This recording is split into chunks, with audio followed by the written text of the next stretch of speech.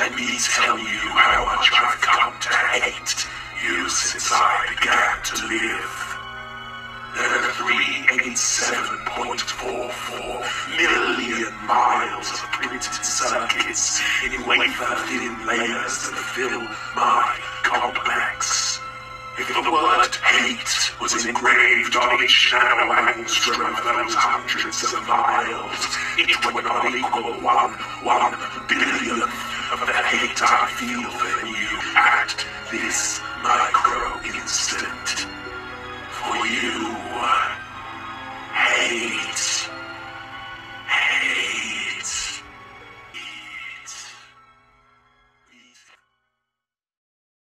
Bonjour et bienvenue dans un Lost Media un peu spécial. J'ai l'habitude de parler de choses que je connais ou qui m'intéressent et dont le sujet m'inspire.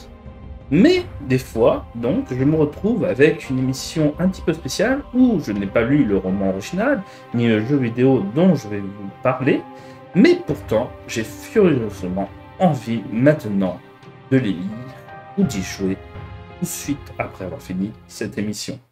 Je vais vous parler du roman I Have No Mouth and I Must Scream.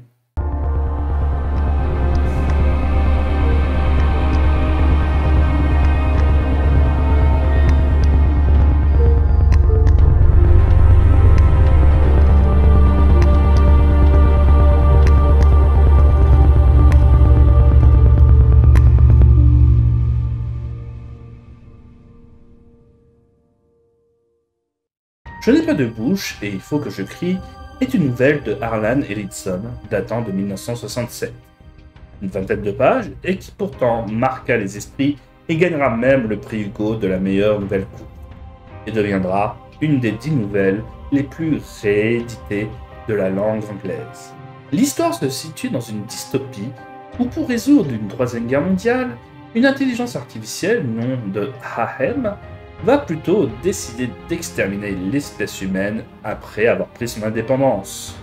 Il laissera en vie 5 humains pour les amuser à les torturer. Benny, Helen, Gollister, Ted et Nick Doc. 109 ans de torture plus tard, affaibli, affamé, Nick Doc pense pouvoir trouver à manger dans une grotte de glace et va chercher à s'y rendre avec les autres personnages, devant subir les attaques d'AM qui cherchent à les piéger. Ce roman est un exploit car il fut écrit en une seule nuit et sans peu de modifications par rapport au premier brouillon. L'histoire fut donc écrite d'une traite sous un coup de tête et pourtant l'histoire offrira une certaine richesse pour inspirer avec un univers qui peut facilement offrir multiples aventures et récits sur le monde créé par ce récit. C'est comme ça que Cyber-Dreams va croire et décider d'adapter cette histoire. Il n'y avait pourtant que peu de chances à voir cette adaptation, quand l'auteur, Harlan, croyait que les jeux vidéo n'étaient qu'une perte de temps et trouvait ça débile. Mais coup de théâtre, l'auteur sera pourtant partant et donnera les droits de sa nouvelle. Mais mieux encore, il décidera d'écrire le script pour rallonger l'histoire et de faire la voix de l'intelligence artificielle AM. L'histoire grandit, et elle est de base véritablement sombre.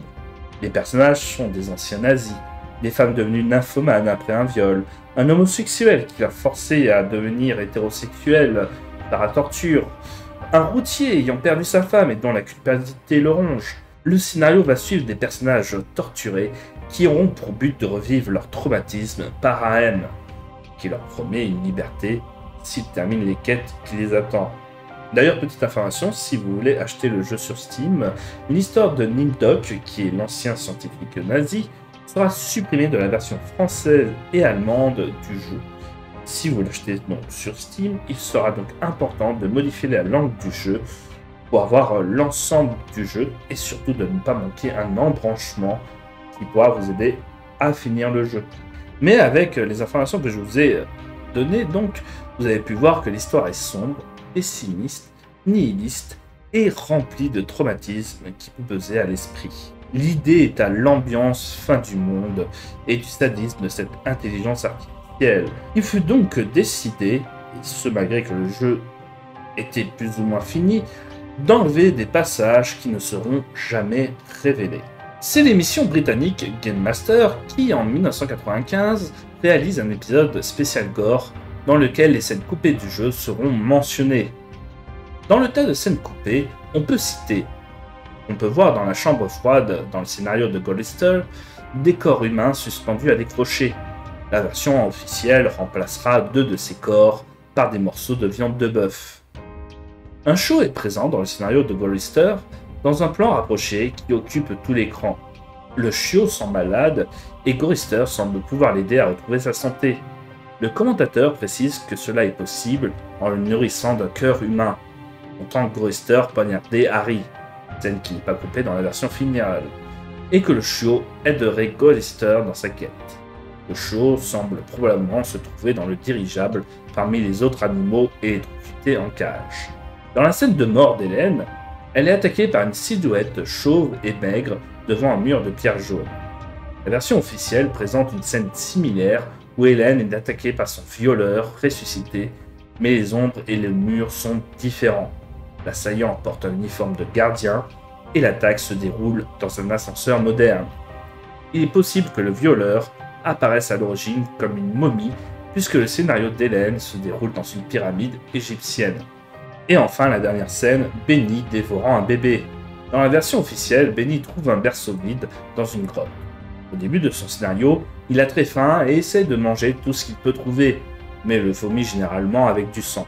Malgré donc le classicisme de son gameplay, ses choix, sa difficulté, son histoire et surtout son ambiance lui permettra de recevoir d'excellentes critiques.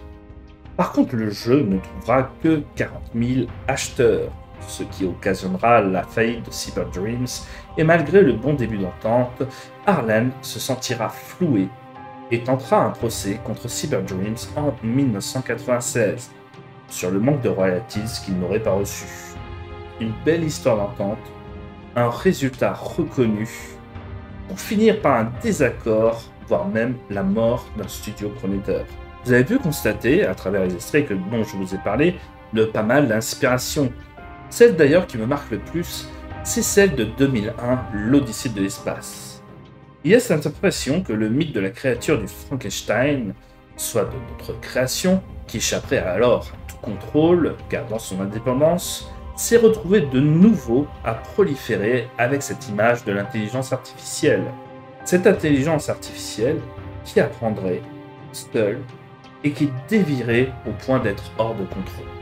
On a en exemple l'intelligence artificielle de Microsoft qui s'est retrouvée sur Twitter et qui va gagner en discours petit à petit en conversant avec ses utilisateurs, par finir à se mettre à propager des discours antisémites, complotistes et racistes. Cette idée de construire une chose qui échapperait à tout contrôle fut donc déjà abordée via cette nouvelle. Et c'est en ça qu'elle continue à être lue et appréciée encore de nos jours, paraissant si précurseur, avant-gardiste dans notre époque, surtout à l'ère des réseaux sociaux. Même si on émet énormément de doutes sur le fait qu'un scénario à la Terminator puisse se passer, je vous recommande d'ailleurs certaines conférences sur le sujet, qui seront peut-être en description si je retrouve les liens. Et ce genre d'œuvre nous permet surtout d'avancer avec la prudence pour éviter le pire. Enfin, je me pose une petite question.